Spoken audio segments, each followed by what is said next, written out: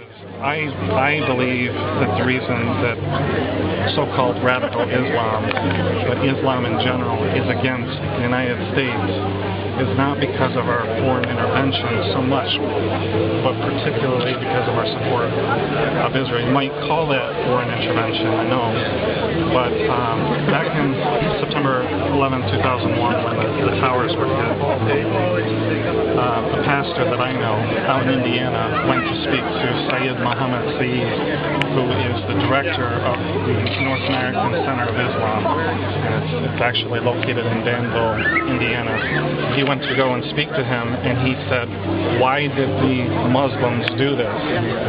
And the answer he gave was because America supports Israel, and that is the reason. If you ask Muslims, it's because of our support of Israel. Now, I personally think that we should support Israel, and I understand that you might call that foreign intervention. I know that there's other things that we have done that you would call foreign intervention, but I love you. I think I would be so happy if you got elected president, believe me. But the one thing that is the sticking point with me is what you say about their reason for attacking us is because of us being over there first. And I don't believe that. I believe that it's our support of Israel. You think it is because we support Israel? Yes. Yeah. I think that's part of it, because Osama bin Laden admitted it. He says that's part of it, but it's the support of Arab secular governments. He was just furious about us supporting, the kingdom in Saudi Arabia and why we had troops there. So that was part of it. He was unhappy because of 10 or 12 years of bombing Iraq.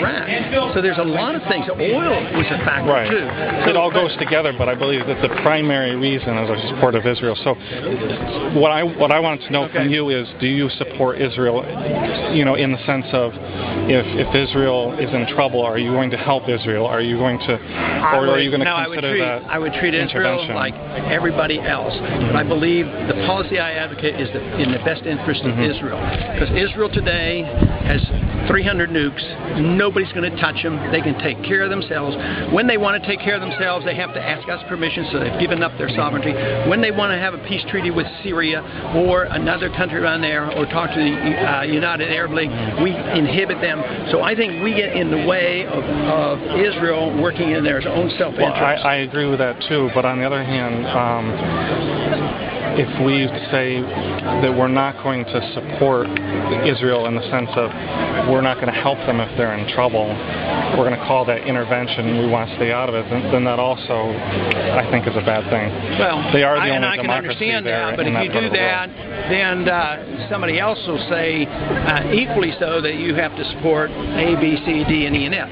So I don't think, since that policy I don't believe is in Israel's best interest, but if an incident occurs, the most important thing is, how do you deal with it? How do you make the decision? Right. What you do is, the president doesn't decide. He doesn't have the authority to draft you people and go off and send a war and say, no matter how much you love Israel.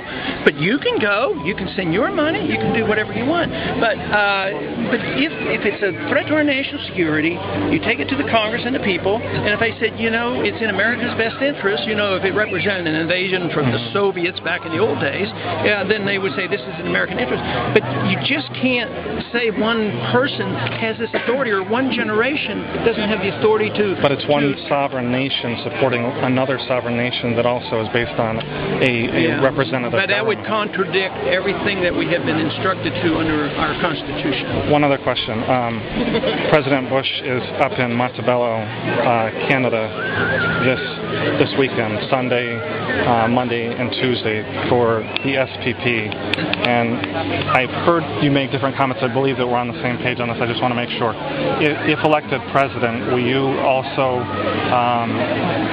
stand with Tom Tancredo and his position that he would destroy the North American Union in its infancy as we're approaching that? Absolutely opposed to it. I've supported legislation, introduced my own, talk about it all the time. They're talking about the North American Union. Why isn't it being debated, though? We have probably the most free opportunity for us to expose this thing is on the national stage when men like you and Tancredo and Duncan Hunter are standing there debating. I think it needs to be forced onto the table and debated so that the American people can become aware of it, because we're not aware of it. Because of apathy and lack of understanding understanding, a lot of people in Washington would deny it exists. And they say, well, we haven't voted on it. Of course not. We're doing it all behind the scenes. I agree. And they believe that if they have concern, then they get labeled by the media, say, "Oh, you're conspiratorial," and they try to make it very negative. So that's part of the reason. But no, I believe in national sovereignty for us as well as for Israel. I appreciate that. I appreciate your comment. Thank you very much, and if you are elected, I'll be very thankful. Thank you very much.